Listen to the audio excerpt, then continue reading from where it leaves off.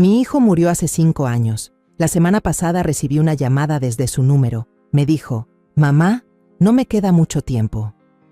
Pero ese teléfono fue enterrado con él.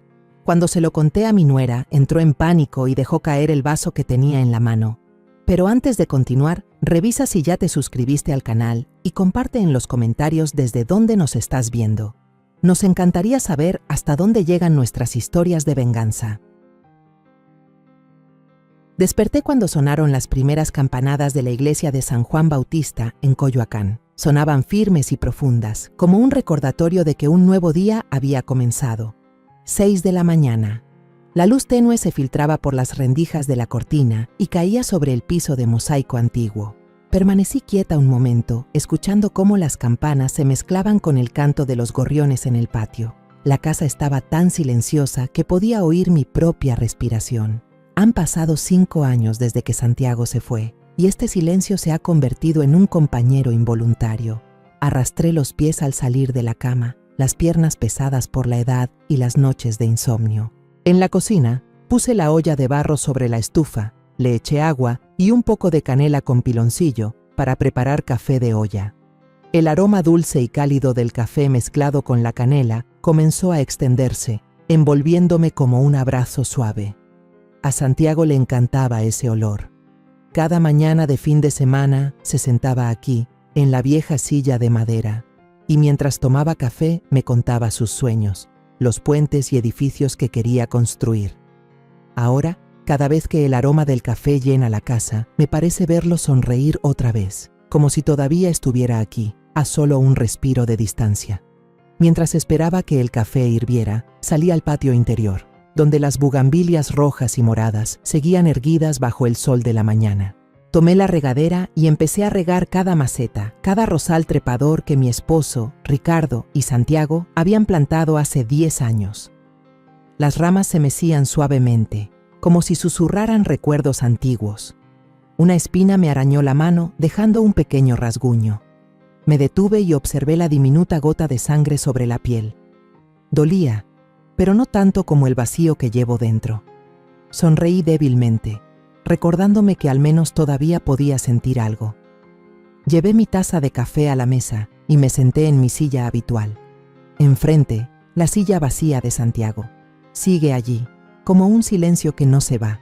Alcé la vista hacia la foto de su graduación que cuelga en la pared, su sonrisa amplia, sus ojos llenos de esperanza. «Buenos días, hijo», susurré con la voz quebrada. Cada día repito esas palabras, como un pequeño ritual para mantenerlo cerca, aunque solo sea en mis recuerdos. Me levanté y entré en la habitación de Santiago. Ese cuarto es mi único consuelo, aunque cada vez que entro el corazón se me encoge. Todo sigue igual que el día en que se fue. La camiseta del equipo Pumas UNAM cuelga en la pared, descolorida pero llena del orgullo que él sentía. Los libros de arquitectura están alineados en el estante, con las páginas amarillentas por el tiempo. Sobre el escritorio, un modelo de puente a medio construir permanece allí, como un sueño inconcluso. Tomé un trapo y con cuidado limpié el polvo fino que lo cubría.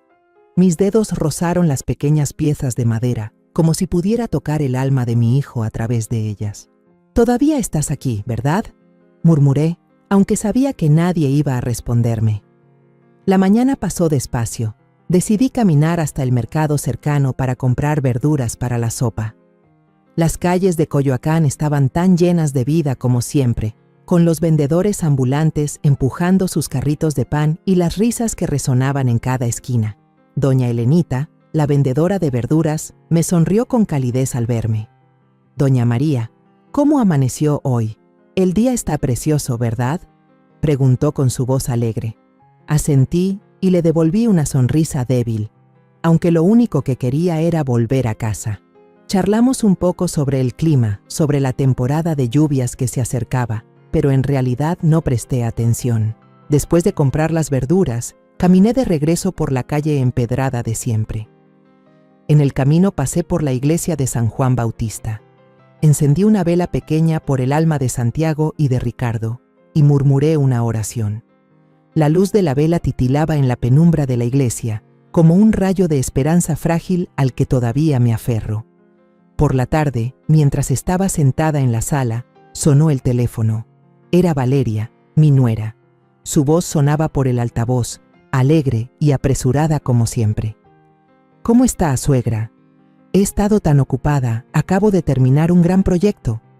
Empezó a contarme sobre su próximo viaje de trabajo a Monterrey, sobre el coche nuevo que acababa de comprar. La escuché, pero sentí un peso en el pecho. Esas llamadas, aunque solo fueran una vez al mes, siempre me dejaban con una sensación de distancia. Pregunté por costumbre, ¿has ido a visitar la tumba de Santiago? Hubo un momento de silencio, y luego Valeria respondió con un tono un poco dudoso. He estado muy ocupada, suegra. El trabajo me tiene hasta el cuello. Asentí, aunque sabía que no podía verme.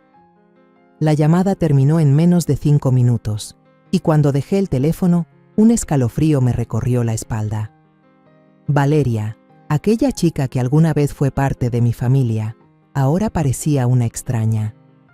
No sé por qué, pero cada vez que hablo con ella, siento como si un muro invisible se levantara entre nosotras. Por la noche, cené sola con un plato de sopa recién hecha. El olor a cebolla y tomate se mezclaba en el aire, pero no sentía ningún sabor. En la televisión pasaban una telenovela llena de drama, pero no podía concentrarme en la historia. Mi mente vagaba, perdida entre los recuerdos de Santiago y la soledad de ahora. Tomé el teléfono y llamé a mi hermana, que vive en Puebla. Hablamos de los sobrinos, de lo rápido que estaban creciendo. No mencioné a Valeria, ni le conté la inquietud que me estaba carcomiendo por dentro. Cuando colgué, me sentí un poco más ligera, pero no lo suficiente para llenar el vacío helado de esta casa. Cerca de las 10 de la noche, cerré las puertas con cuidado y revisé la estufa de gas, como hago siempre. Antes de dormir, fui al buró y tomé una foto pequeña de Santiago. En la foto, él sonreía con los ojos brillando como estrellas. Besé suavemente el vidrio frío y susurré: «Buenas noches, hijo». Luego volví a colocar el marco en su lugar, me cubrí con la cobija y caí en un sueño cansado. Sin sueños, sin esperanza, solo el silencio de otro día que se acaba. Pero la tranquilidad de la casa se rompió a las 2:47 de la madrugada, cuando el timbre del teléfono sonó, agudo y repentino como una cuchillada. Di un salto, con el corazón golpeando fuerte en el pecho, como si quisiera salirse. En medio del susto, pensé enseguida en mi hermana de Puebla. ¿Le habría pasado algo? ¿O a uno de sus hijos? Tanteé el buró buscando el teléfono y tiré el vaso de agua al suelo. El sonido del vidrio al chocar contra el piso retumbó seco, pero no me importó. Mis manos temblaban hasta que al fin logré alcanzar el teléfono que vibraba con fuerza. Me puse las gafas. Los ojos me ardían con la luz de la pantalla. Entrecerré los ojos tratando de enfocar, y entonces me quedé helada. 2 palabras aparecían claras en la pantalla: Santiago. Al lado, una foto suya sonriendo. La misma sonrisa que elegí como su foto de contacto hace años, cuando aún vivía, cuando todavía se paraba en esta cocina contándome sus sueños. Mi mente gritaba que eso no podía ser. Santiago había muerto hace 5 años, en aquel terrible accidente. Seguro era una broma de mal gusto, o tal vez estaba viendo mal.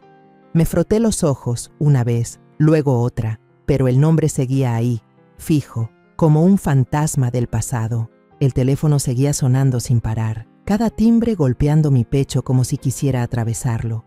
El miedo se mezclaba con una chispa de esperanza loca, imposible de explicar. Podría ser, no, imposible, pero no pude resistirme. Con la mano temblorosa, deslicé el dedo para contestar. Acerqué el teléfono a mi oído, contuve la respiración, como si el más mínimo sonido pudiera hacer desaparecer todo. Del otro lado solo se escuchaba un zumbido débil, como el viento colándose por un túnel viejo. Estuve a punto de hablar, de decir el nombre de mi hijo, pero entonces escuché una respiración agitada, seguida de una voz ronca, apenas humana, que susurró: «Mamá». Todo mi cuerpo se paralizó. Era la voz de Santiago. Aunque áspera, débil, tan distinta a la voz llena de vida que recordaba, yo sabía que era él. Una madre nunca confunde la voz de su hijo, sin importar cuánto tiempo pase o cuán absurda sea la situación. La garganta se me cerró. como si alguien me la apretara. Quise gritar, llamarlo, pero solo salió un sollozo ahogado desde el pecho. Escuché su respiración acelerarse del otro lado, y la voz volvió, urgente, como si luchara contra el tiempo. No me queda mucho tiempo, no confíes en Valeria. Aquellas palabras me atravesaron el corazón como un cuchillo. ¿Valeria? ¿Mi nuera? ¿Por qué Valeria? Antes de que pudiera entender, antes de poder decir una palabra, se oyó un clic seco, y la llamada se cortó. El silencio repentino me envolvió, un zumbido en mis oídos como una tormenta. La pantalla del teléfono estaba apagada, pero yo seguía sosteniéndolo contra mi oído, como si así pudiera traer a Santiago de vuelta. Temblando, encendí la pantalla y abrí el registro de llamadas. Las letras aparecieron como una herida abierta. Santiago, llamada entrante, 0017 segundos, 2:47 am. 17 segundos, solo 17 segundos, pero bastaron para derrumbar el mundo que había intentado reconstruir durante 5 años. Marqué su número de nuevo, con los dedos temblando tanto que casi dejo caer el teléfono. No sonó. Una voz femenina automática, fría e indiferente, dijo: «El número que usted marcó no está disponible». Lo intenté otra vez, y otra, pero siempre la misma respuesta. La cabeza me daba vueltas, como si cayera en una pesadilla sin salida. ¿Era real? ¿O me había vuelto loca? Me levanté de la cama de un salto, los pies descalzos sobre el piso helado, y caminé hasta la sala. Encendí todas las luces, como si la claridad pudiera espantar el miedo que me asfixiaba. La casa estaba iluminada, pero su silencio la hacía aún más aterradora. Todo seguía igual. La foto de boda de Santiago y Valeria en la pared, la silla vacía en el comedor, la maqueta del puente en su habitación. Pero ahora, todo parecía mirarme con una sombra extraña, misteriosa, inquietante. Serví un vaso de agua, pero mis manos temblaban tanto que la mitad se derramó sobre la mesa.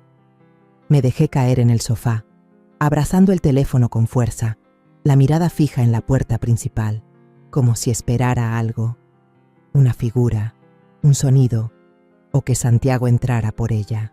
Pero solo había silencio y el retumbar de mi corazón en el pecho. Las palabras de Santiago, o de quien fuera que llamó, seguían repitiéndose en mi mente. No confíes en Valeria. ¿Por qué Valeria?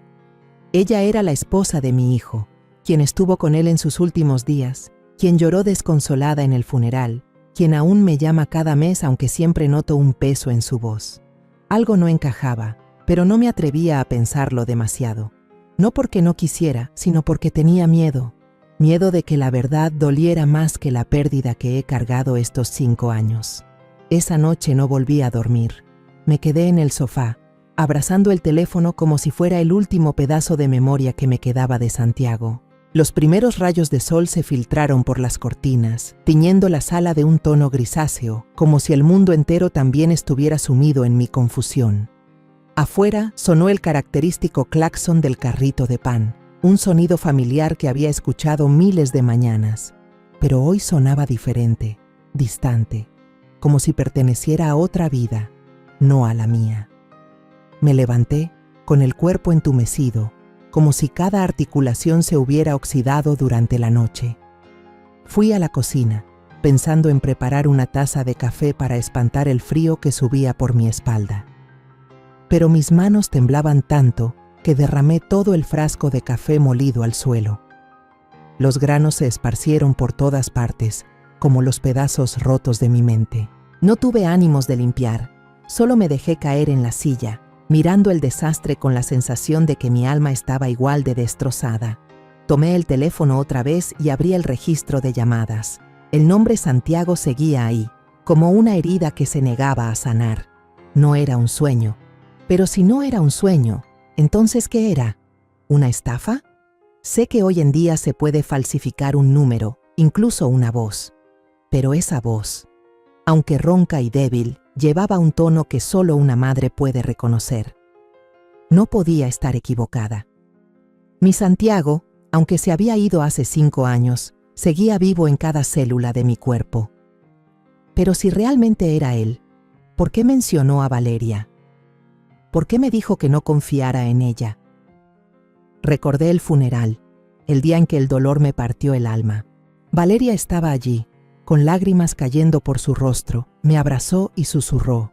Puse el anillo de bodas en su mano y el teléfono en el bolsillo del traje. Madre, para que no se sienta solo.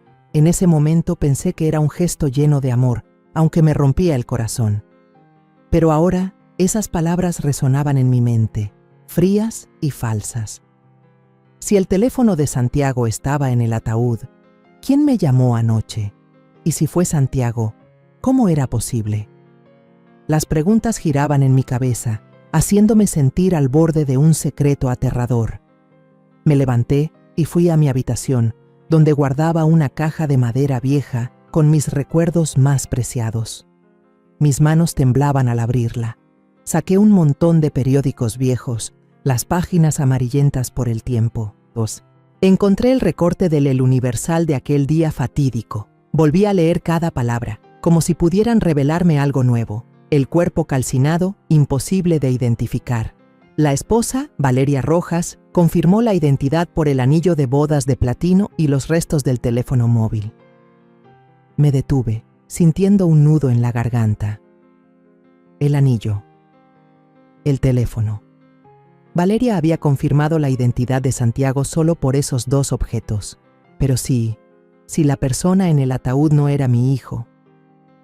Seguí buscando dentro de la caja y encontré unas fotos antiguas. Una foto de boda de Santiago y Valeria cayó sobre mis piernas. Santiago sonreía, con los ojos llenos de felicidad. ¿Y Valeria? Miré más de cerca, y por primera vez noté que su sonrisa tenía algo forzado, como si escondiera un secreto. Sus ojos no reflejaban amor, sino algo distante, frío. Sentí un escalofrío. Era como si la foto me devolviera la mirada, desafiándome a enfrentar la verdad. Entonces encontré una carta, con la letra familiar de Santiago. La carta fue escrita un mes antes de que él muriera. La abrí y volví a leer las líneas que había olvidado hace mucho tiempo. Mamá, Adrián y yo acabamos de firmar un contrato grande. Si todo sale bien, pronto te llevaré de vacaciones a Puerto Vallarta, como siempre soñaste. Pero últimamente Valeria está gastando demasiado. Me preocupa que esté metida en algún problema. Un detalle pequeño, pero ahora era como una chispa encendiendo la duda en mi interior. Valeria. Ella siempre hablaba de viajes por Europa, del departamento penthouse en Polanco, del auto nuevo y caro. Inversión inteligente, solía decirme, con una voz llena de orgullo. Pero ahora me preguntaba, ¿habrá invertido usando la vida de mi hijo? Pequeñas grietas empezaron a aparecer en el muro de dolor que había construido durante 5 años. La frase «no confíes en Valeria» ya no sonaba como una advertencia fantasmal. Se convirtió en una orden, en un llamado desde lo más profundo de mi alma. No podía dejar pasar esto, no podía permitir que la voz de Santiago, fuera real o solo un eco en mi mente, quedara sepultada en el silencio. Pero sabía que no podía hacerlo sola. Necesitaba a alguien que me creyera, alguien que supiera cómo llegar al fondo de la verdad, sin importar lo aterradora que fuera. Me acerqué al escritorio y busqué una vieja libreta de contactos, cubierta de polvo. Mis dedos temblorosos pasaron las páginas hasta detenerse en la letra D. Héctor Duarte. El tío Héctor, amigo cercano de mi difunto esposo, un inspector de policía retirado. Había estado al lado de Ricardo en los días más difíciles, y ahora esperaba que también estuviera a mi lado. Respiré hondo, tratando de controlar el temblor en mi pecho. Marqué el número, y cada tono del timbre pareció durar un siglo. Finalmente, una voz grave y familiar sonó al otro lado. «Duarte al habla». Mi voz se quebró, como si todas las emociones buscaran salir al mismo tiempo. «Tío Héctor, soy María Teresa. Yo necesito su ayuda». Quedé en encontrarme con el señor Duarte en el Café La Parroquia, un local antiguo en el centro de la ciudad. Llegué temprano, pedí un chocolate caliente, pero no pude tomar ni un sorbo. El tío Héctor entró, su cabello blanco despeinado, pero su porte seguía recto, con esa presencia firme de un inspector que había visto demasiadas cosas. Me miró, con preocupación evidente en los ojos. Te ves muy pálida, María, dijo con voz profunda y amable, cargada de preocupación. Asentí levemente, sin fuerzas para esbozar una sonrisa. Nos sentamos en un rincón apartado, donde la luz del viejo candelabro no alcanzaba.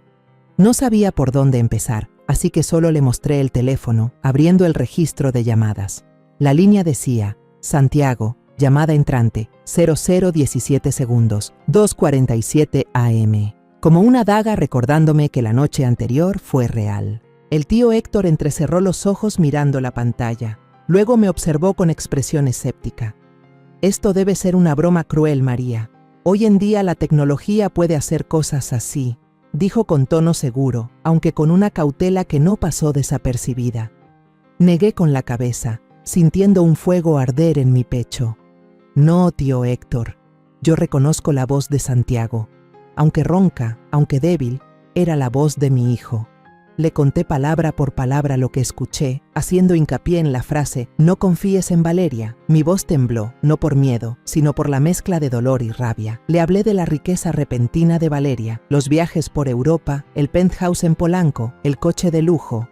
Mencioné la póliza de seguro que Santiago había mencionado una vez, casi de pasada, diciendo que había firmado un contrato importante para asegurar el futuro de ambos. El tío Héctor escuchó sin interrumpirme, con la mirada afilada, como si analizara cada detalle. Él no creía en fantasmas ni en llamadas desde el más allá, yo lo sabía, pero cuando mencioné a Valeria, su expresión cambió, se volvió más seria. «Está bien, María», dijo con voz pausada. «No te prometo nada, pero por Ricardo, por la amistad que tuve con tu esposo, voy a revisar esto. Mantén la calma, ¿de acuerdo?». Hizo una pausa y añadió, con tono severo: «Y bajo ninguna circunstancia dejes que Valeria sepa que sospechas de ella. Si es culpable, podría ser muy peligrosa». La advertencia del tío Héctor cayó sobre mí como un balde de agua fría. De camino a casa, cada paso me pesaba más, como si caminara sobre un sendero lleno de espinas. Los 3 días siguientes pasaron como una pesadilla interminable. Cada vez que sonaba el teléfono, el corazón me daba un vuelco, temiendo y esperando al mismo tiempo que fuera Santiago quien llamara. Casi no comía, apenas probaba un poco de sopa del día anterior, pero su sabor solo me recordaba las comidas con Santiago. No podía dormir. Tenía los ojos hinchados y la mente llena de preguntas sin respuesta. Para mantenerme ocupada, limpiaba la casa de forma obsesiva. Sacudía los estantes, ordenaba el armario, regaba las bugambilias del patio. Pero cada vez que pasaba frente al cuarto de Santiago, me detenía a mirar el modelo del puente que él no había terminado y las lágrimas me caían sin poder evitarlo. La tarde del 4.º día sonó el teléfono. Era el tío Héctor. Su voz ya no tenía el tono de duda de antes. Ahora era grave, casi urgente. «María, necesito verte, ahora mismo. ¿Puedo ir a tu casa?». No alcancé a preguntar nada antes de que colgara. Media hora después, el tío Héctor estaba frente a mi puerta, con una carpeta delgada en la mano, llena de papeles viejos cubiertos de polvo. Nos sentamos en la mesa de la sala. La luz de la lámpara iluminaba su rostro serio.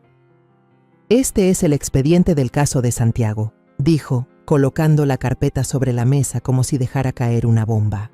Abrió la primera página, con una voz monótona pero cargada de peso. «El caso se cerró en solo 2 semanas, demasiado rápido para un accidente con una víctima mortal. El encargado del caso se jubiló anticipadamente justo después. Eso no es normal». Señaló una línea en el informe del lugar del accidente, golpeando el papel con el dedo para enfatizar. El reporte inicial del oficial de patrulla menciona signos inusuales en la línea de freno, posiblemente cortada intencionalmente. Pero en el informe oficial, ese detalle fue cambiado a daño causado por el impacto. Sentí que el aire se me escapaba, como si alguien hubiera vaciado el oxígeno de la habitación. ¿Cortada intencionalmente? ¿Alguien había hecho eso a propósito con el coche de mi hijo? El tío Héctor sacó otra hoja. Su voz se volvió más grave. Y esto es lo más importante. Una póliza de seguro de vida por valor de 4 millones de pesos. Fue adquirida solo 3 meses antes del accidente. Valeria es la única beneficiaria. Cobró todo el dinero 6 semanas después. Me quedé mirando el papel. Los números y las firmas parecían moverse frente a mis ojos. 4 millones de pesos. Una cifra capaz de cambiar una vida entera. Recordé la sonrisa forzada de Valeria en la foto de la boda. Recordé su voz apresurada cada vez que llamaba. Todas las piezas sueltas empezaban a encajar, formando una imagen aterradora. El tío Héctor levantó la vista hacia mí.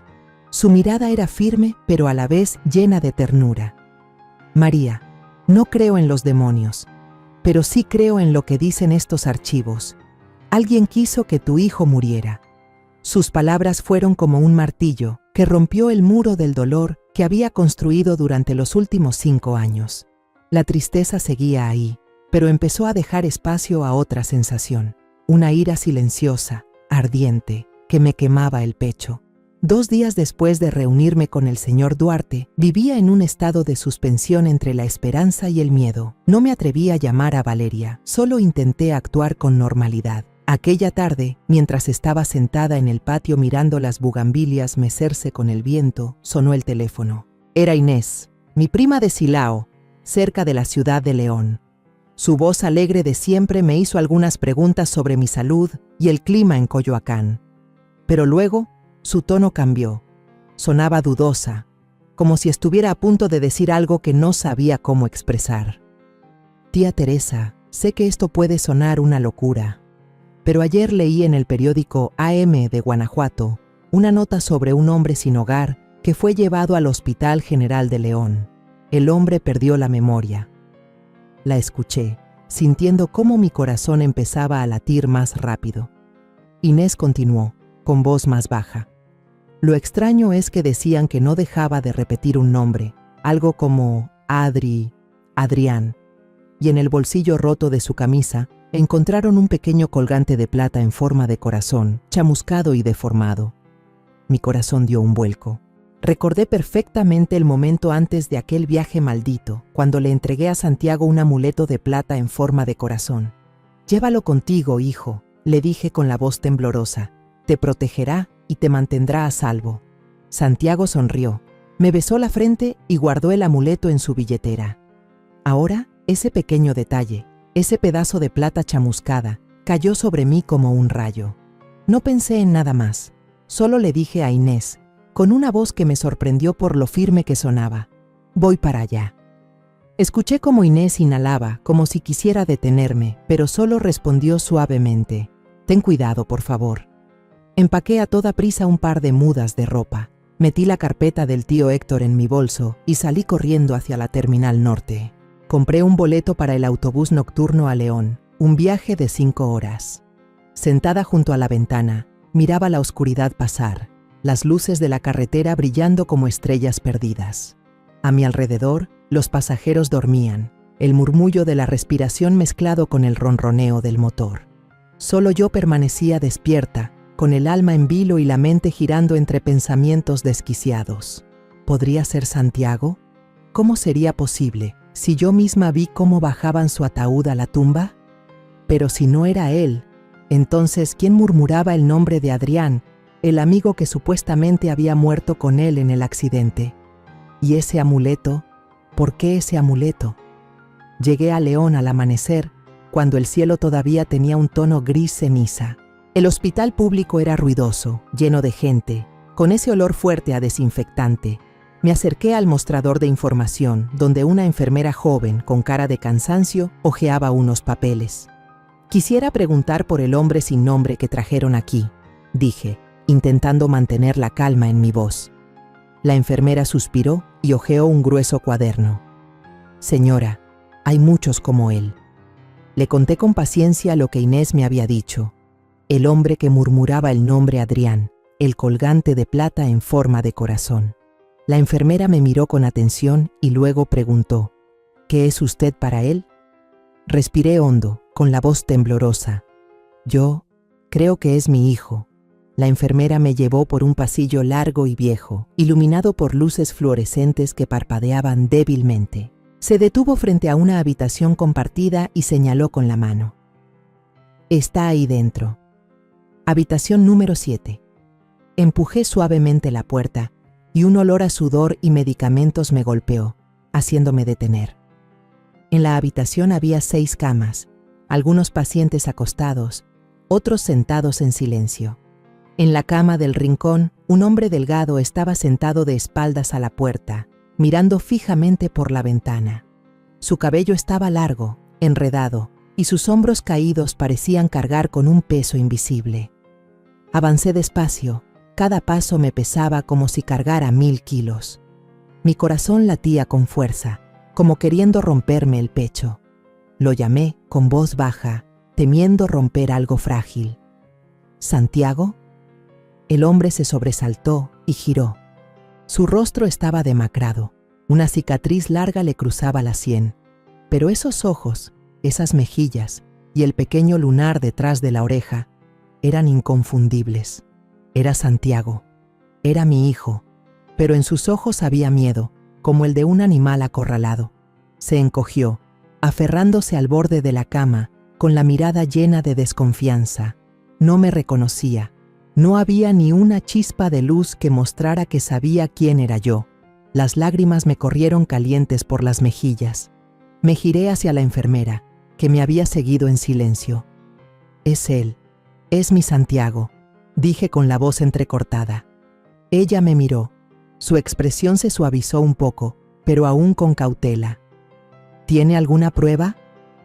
Respiré hondo, intentando calmarme. Ese colgante de plata en forma de corazón. En la parte de atrás grabé una letra M muy pequeña, de María, su madre. La enfermera asintió y se fue a buscar la bolsa sellada con las pertenencias del paciente.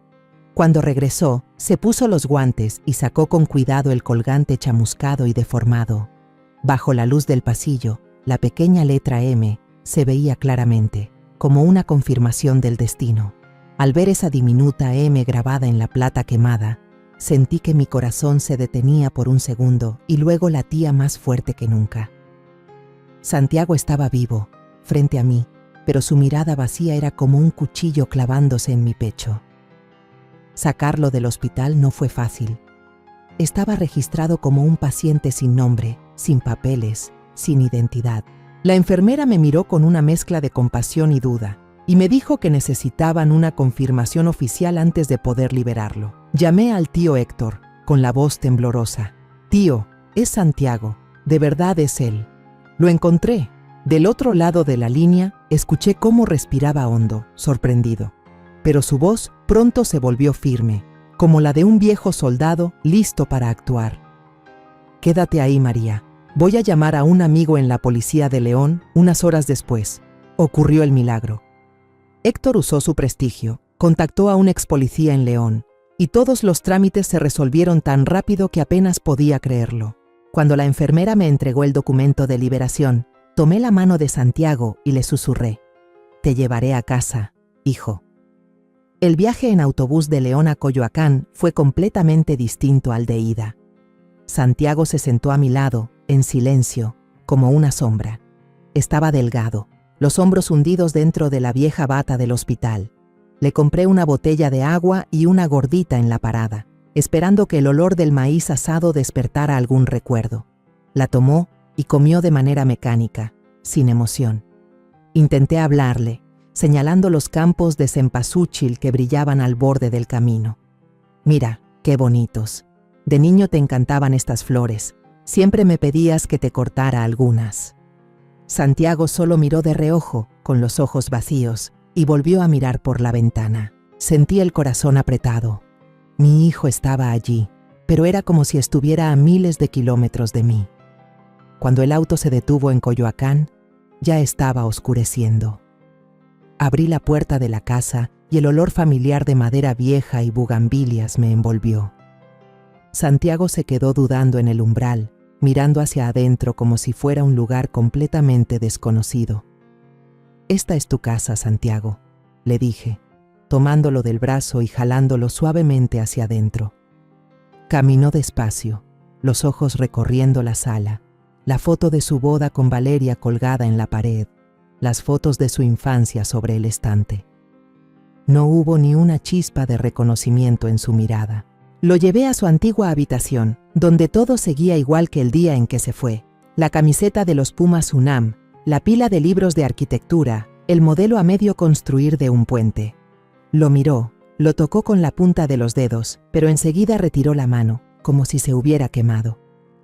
«Descansa, hijo», le dije con voz suave, pero él solo se quedó ahí, inmóvil. La primera noche dejé la puerta de su cuarto entreabierta, esperando que eso lo hiciera sentirse más seguro. Pero a la mañana siguiente lo encontré enrollado en la alfombra del suelo, como un niño buscando refugio en el lugar más bajo. Aquella imagen me rompió el corazón. Cuidar de Santiago era como cuidar de un desconocido.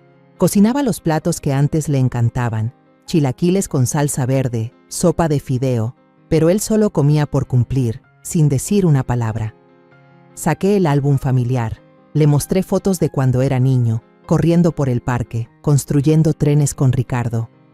Observaba aquellas caras sonrientes con indiferencia, y cuando le señalaba su propio rostro, solo negaba con la cabeza, con los ojos perdidos y confundidos.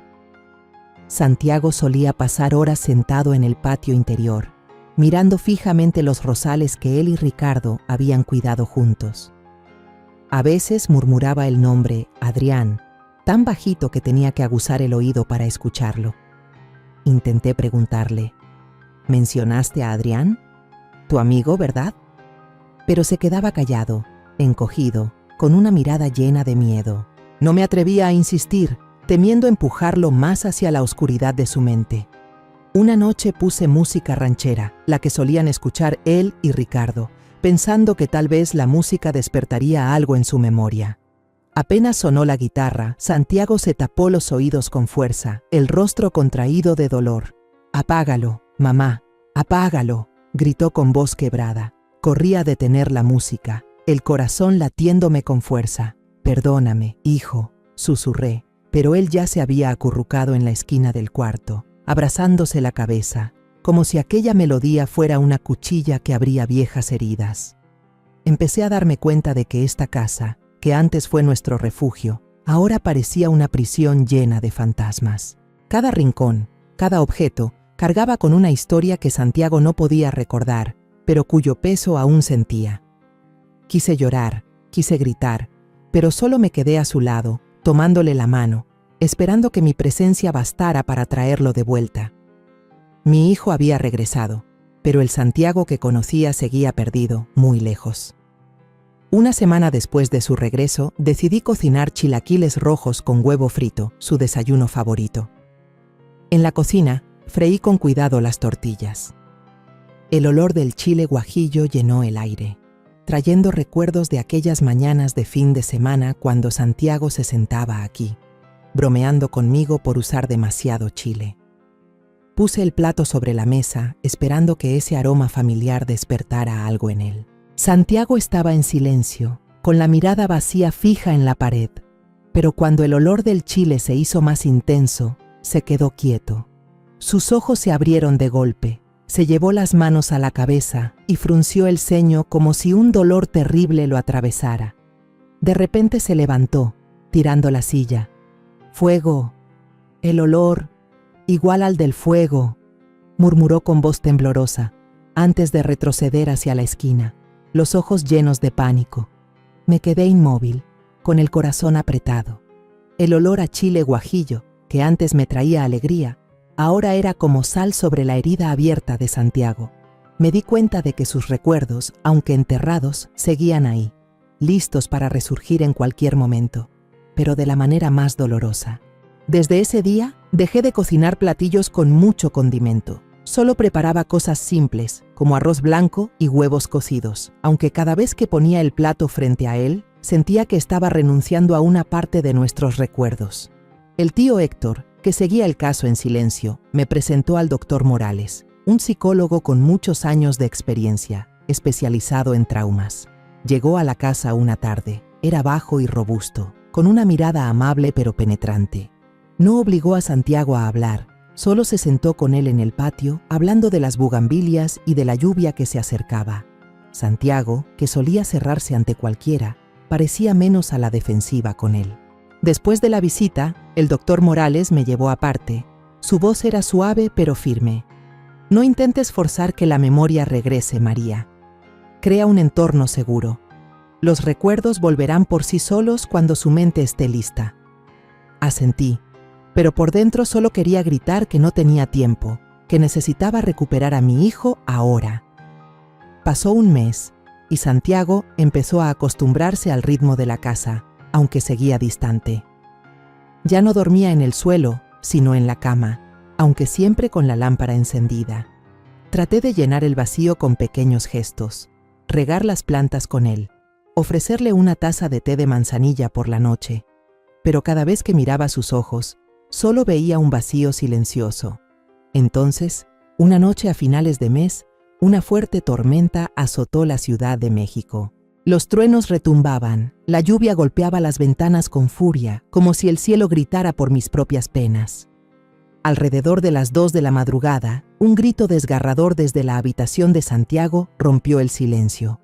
Corrí hacia allí, con el corazón a punto de estallar, y lo vi incorporado en la cama, empapado en sudor, con los ojos muy abiertos. Respiraba con dificultad. Me miraba, pero su mirada parecía atravesarme, como si viera algo espantoso.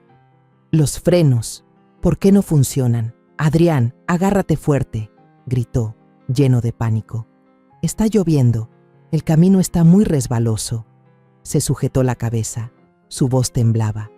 El metal chirriando, el olor a gasolina, hace tanto calor. «Fuego».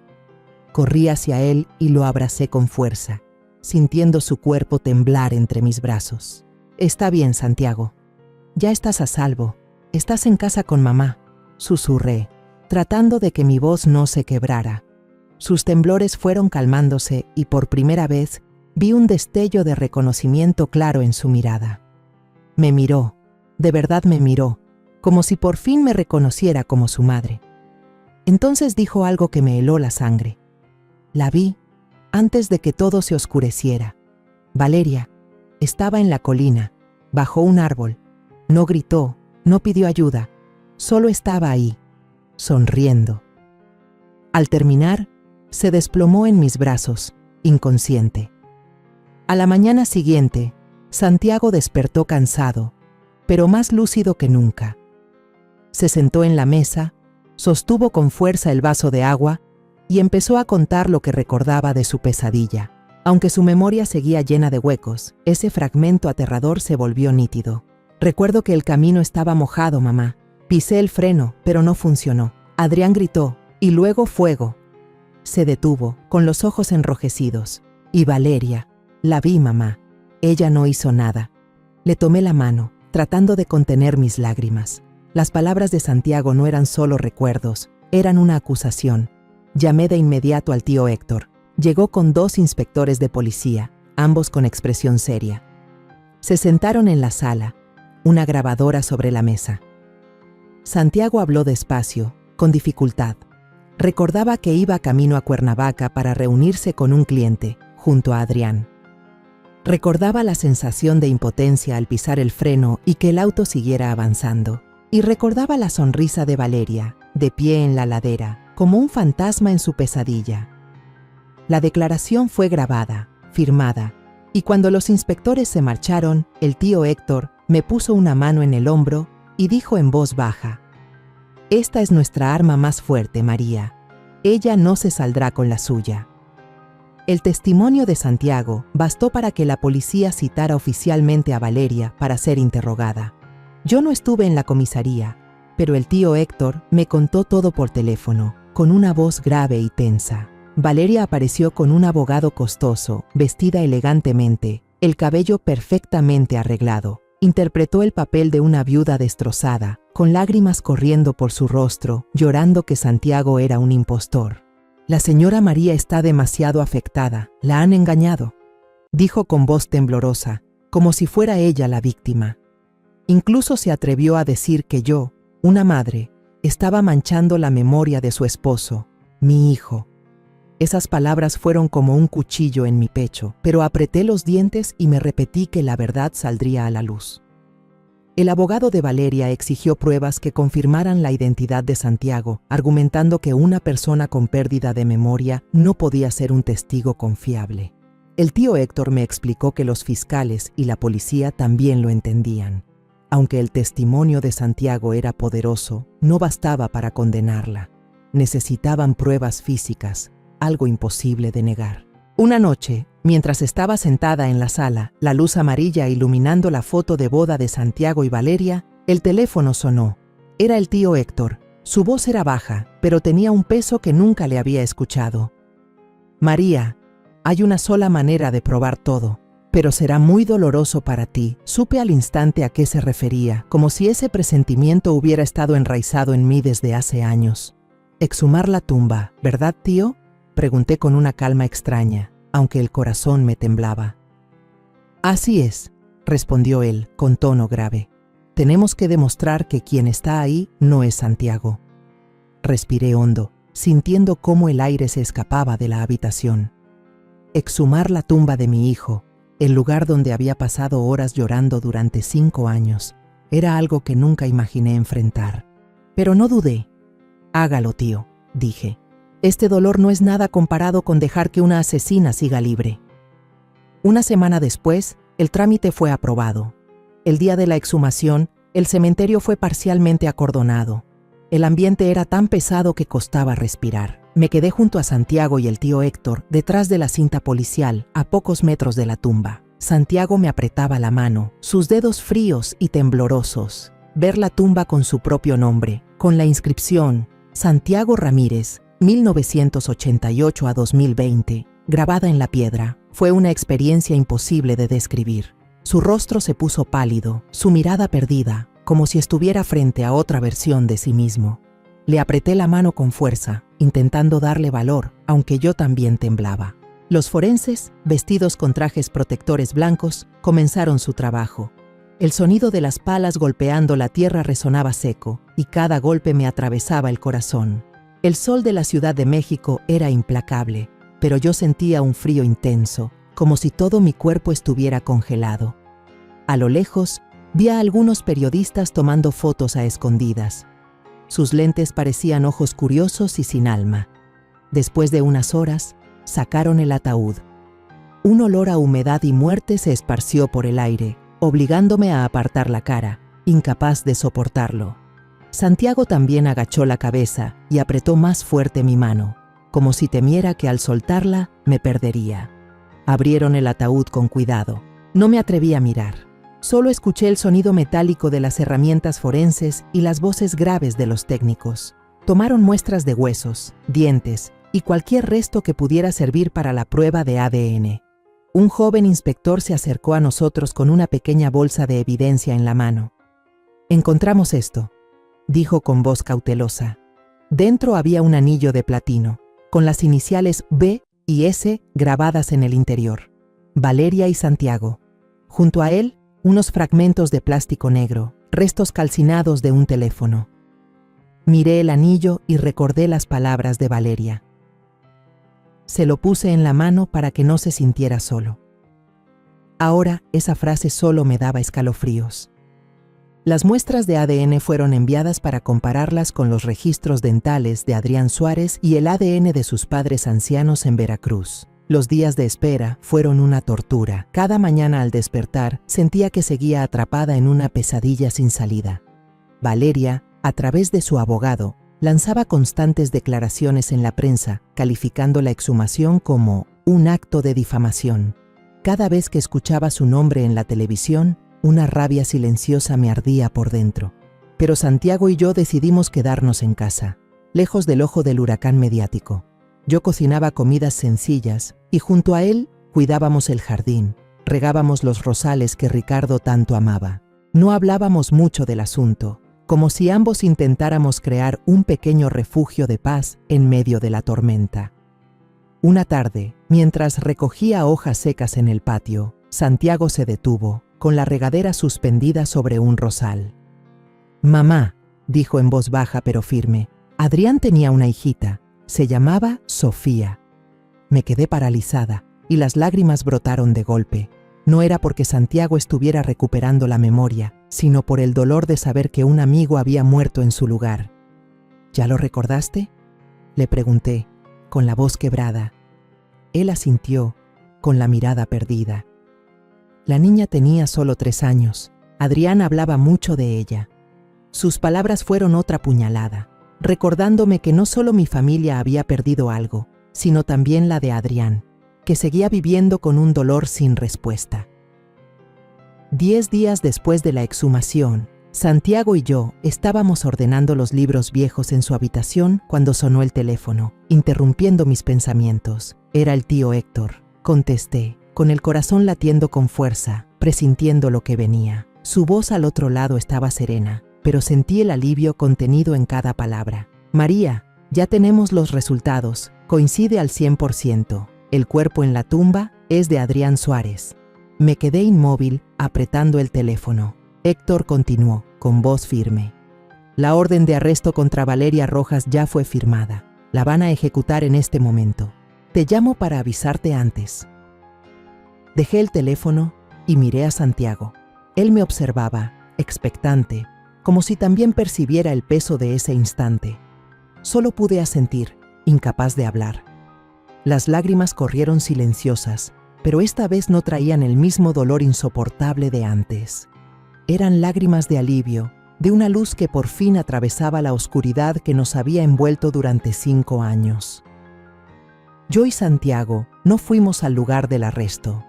No quería ver la cara de Valeria, no quería enfrentarme a la persona que le había quitado tanto a mi familia. En su lugar, encendimos el canal de noticias y nos sentamos en el sofá, con la luz del televisor parpadeando en la sala a medio iluminar. Menos de 1 hora después, todos los canales comenzaron a transmitir la noticia de última hora. La cámara mostraba los autos de policía con las luces azules y rojas encendidas, estacionados frente a un edificio de departamentos de lujo en Polanco, donde Valeria vivía con una opulencia que ahora sabía que había sido construida sobre la sangre de mi hijo. La imagen de Valeria, escoltada por 2 policías mujeres, apareció en pantalla. Llevaba un conjunto de diseñador, unas gafas oscuras que le cubrían casi todo el rostro, pero ya no lloraba ni fingía ser débil como en el interrogatorio. Cuando un reportero gritó, «Señora Rojas, ¿tiene algo que decir?», ella giró la cabeza y su rostro mostró un odio absoluto. No dijo nada, solo miró fijamente a la cámara, con una mirada tan fría como una cuchilla, antes de ser empujada dentro del coche policial. En ese momento, al mirar esos ojos a través de la pantalla, sentí que estaba frente a una completa desconocida, no a la nuera que solía sentarse a comer con la familia, ni a la que me abrazó llorando en el funeral. Era un demonio de sangre fría, alguien en quien alguna vez confié, a quien alguna vez quise como a una hija. Santiago puso su mano sobre mi hombro. Todavía le temblaban un poco los dedos. Apreté su mano con fuerza, como queriendo decirle que ya habíamos salido de esa oscuridad, aunque apenas lo suficiente. En los días siguientes, el caso se convirtió en el centro de atención de los medios. Los detalles fueron saliendo poco a poco, cada nueva pieza de información como una cuchillada más, pero esta vez para arrancar la máscara de mentiras de Valeria. La policía descubrió que ella tenía una aventura con otro hombre, un empresario inmobiliario adinerado. También revelaron sus enormes deudas de juego, las mismas que había ocultado detrás de su apariencia glamorosa. El seguro de vida de Santiago, valorado en 4 millones de pesos, resultó ser su única salida del abismo financiero. Encontraron a un mecánico al que Valeria le había pagado para cortar los frenos del coche que usaban Santiago y Adrián. El hombre había huido a Guatemala justo después del accidente, pero finalmente fue extraditado a México. Cada nuevo detalle era una pieza más que completaba el retrato del crimen de Valeria. El caso se cerró rápidamente, con pruebas imposibles de negar. El testimonio de Santiago, los resultados de ADN, la confesión del mecánico y las transacciones financieras de Valeria. Un día antes del juicio final, recibí una carta del abogado de ella. En la carta, Valeria no pedía perdón. En cambio, culpaba a Santiago, diciendo que él no le había dado el dinero suficiente para el estilo de vida que merecía. Escribió que yo había destruido su vida, que yo era la responsable de haberla llevado por ese camino. Terminé de leer sin que me temblara la mano. Llevé la carta al patio trasero, la puse en una vieja maceta de barro y le prendí fuego. Vi cómo las llamas devoraban cada palabra y las cenizas se elevaban en el viento. Sentí que por fin me quitaba el último peso de encima. Esa carta no valía la pena conservarla. Igual que Valeria, no merecía seguir existiendo en mi memoria. El día de la sentencia, Valeria recibió cadena perpetua sin derecho a libertad condicional por asesinato y fraude de seguros. La noticia salió en la televisión y apagué el aparato justo después de escuchar el veredicto. Se había hecho justicia, pero eso no podía traer de vuelta a Adrián, ni borrar los años en que Santiago se perdió en la oscuridad. Los padres ancianos de Adrián me llamaron desde Veracruz, con la voz quebrada al otro lado de la línea. «Gracias, María», dijo la madre, con voz temblorosa. «Le devolviste el honor y la paz a mi hijo». Solo asentí en silencio, aunque ellos no podían verme, mientras las lágrimas me corrían por las mejillas. No había luchado solo por Santiago, sino también por Adrián, por Sofía, la niña que crecería sin su padre. Meses después del juicio, nuestras vidas empezaron a retomar su rumbo. La casa ya no estaba cargada de secretos y dolor. Santiago comenzó a ir con regularidad a ver al doctor Morales, el psicólogo de mirada amable y voz cálida.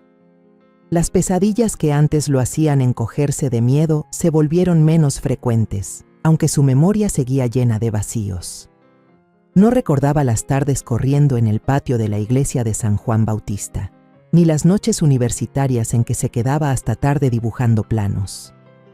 Pero cada día veía más clara la luz en sus ojos, como los rayos del sol que se filtran entre las hojas después de una tormenta. Una mañana entré al cuarto de Santiago y lo encontré sentado en su escritorio, con un lápiz en la mano, dibujando las líneas suaves de un puente colgante. Esos bocetos, aunque aún toscos, eran una señal del Santiago que yo conocía, un arquitecto con el sueño de construir obras que llegaran lejos.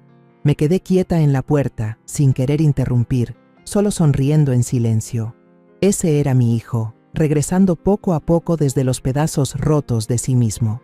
Un fin de semana, Santiago y yo fuimos a visitar la tumba de Adrián. Ahora tenía grabado el nombre correcto, Adrián Suárez, con una pequeña foto y flores de cempasúchil frescas frente a la lápida. Nos quedamos ahí, en silencio, en un aire impregnado del olor a tierra y flores. Santiago inclinó la cabeza, apretando los puños, como si le pidiera perdón al amigo que había muerto en su lugar. Coloqué un ramo sobre la tumba y susurré una oración por Adrián y por Sofía, la hija pequeña que él había dejado. «Gracias, Adrián», dije en voz baja, «y perdón por todo». Santiago no dijo nada, pero vi cómo sus hombros temblaban y supe que también cargaba un dolor sin nombre. Una tarde, mientras cocinaba sopa de fideo en la cocina, el olor a cebolla y tomate llenaba el aire cuando Santiago entró. Se quedó en el umbral, mirándome por un momento, y luego dijo suavemente: «Mamá, usted siempre me hacía esta sopa cuando regresaba de la escuela, ¿verdad?». Me quedé paralizada. La cuchara de madera cayó a la olla, el caldo salpicó y me quemó la mano. Pero no me importó. Era el primer recuerdo de su infancia que volvía. Un instante pequeño pero precioso como una joya. Corrí hacia él y lo abracé con fuerza, sin poder contener las lágrimas. «Sí, hijo», sollocé, «siempre te la hacía». Santiago me dio unas palmaditas torpes en la espalda, un gesto familiar que pensé que nunca volvería a sentir. En ese momento, vi una parte del viejo Santiago, la parte que había temido perder para siempre. En una tarde de abril, cuando los jacarandas estaban en plena flor y pintaban de violeta el cielo de Ciudad de México, invité a Santiago a dar un paseo por el parque cerca de casa. Los pétalos caían suavemente sobre el camino, formando una alfombra suave bajo nuestros pies. El aire estaba lleno de un aroma dulce, con un toque fresco, como un recordatorio de los días tranquilos del pasado. Caminábamos despacio, hombro con hombro, sin decir mucho. Miré a Santiago y vi que respiraba hondo, cerrando los ojos, como si intentara conservar ese momento. «Mamá», dijo en voz baja, con un tono de sorpresa. «Este aroma me resulta familiar. Es como una promesa». Sonreí y tomé su mano. Ahora su mano estaba cálida y firme. Ya no temblaba como en los primeros días después de regresar a casa. Cuando eras pequeño, le conté con voz suave, en cada temporada de estas flores, tu padre solía cargarte sobre sus hombros y caminar bajo estos árboles. Decía que cada flor era un deseo de buena suerte. Santiago levantó la vista, observando la fila de jacarandas, y sus ojos, antes vacíos, ahora brillaban con curiosidad y una leve esperanza. Aún no recordaba aquel momento, pero yo sabía que lo sentía, como un hilo invisible que lo conectaba con el pasado, con su familia, con él mismo. Apreté su mano con más fuerza, sintiendo el calor que se transmitía entre nuestras palmas. «No estás perdido, Santiago», dije, con la voz temblorosa pero llena de fe. «Solo te desviaste un poco, y al final encontraste el camino de regreso a casa». Santiago me miró, sonrió con ternura y por primera vez vi en sus ojos el brillo del hijo que conocí, aquel que siempre creyó que podía construir puentes entre cualquier distancia. Seguimos caminando por el sendero cubierto de flores violetas, bajo la cálida luz dorada de la tarde. Los pétalos caían y giraban en el aire, como susurros de esperanza. El pasado doloroso seguía ahí, pero ya no pesaba sobre nosotros. Miré a Santiago, lo vi levantar la cabeza para mirar el cielo violeta, y supe que estábamos empezando de nuevo, paso a paso. Nuestra casa, que antes estaba cargada de tristeza, ahora se llenaba del aroma de los jacarandas, el aroma de la vida y de los nuevos comienzos. Tomé la mano de mi hijo, y por primera vez en muchos años, sentí que mi corazón estaba en paz. La historia que acabas de escuchar ha cambiado los nombres y los lugares para proteger la identidad de las personas involucradas. No la contamos para juzgar, sino con la esperanza de que alguien escuche y se detenga a reflexionar. ¿Cuántas madres están sufriendo en silencio dentro de su propio hogar? De verdad me pregunto, si tú estuvieras en mi lugar, ¿qué harías? ¿Elegirías callar para mantener la paz? ¿O te atreverías a enfrentarlo todo para recuperar tu voz? Quiero saber tu opinión, porque cada historia puede ser una vela que ilumine el camino de otro. Dios siempre bendice, y estoy segura de que el valor nos llevará a días mejores. Ahora, en la pantalla final dejaré 2 de las historias más queridas del canal. Estoy segura de que te sorprenderán. Gracias por haberte quedado conmigo hasta este momento.